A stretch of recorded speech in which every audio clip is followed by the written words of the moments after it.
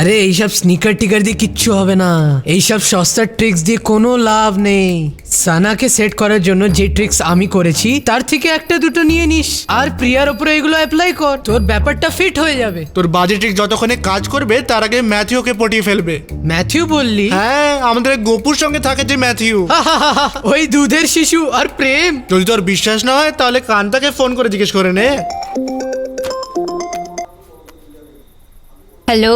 Hello Kanta, ফাটসো বলছি। হ্যাঁ ফাটসু বল।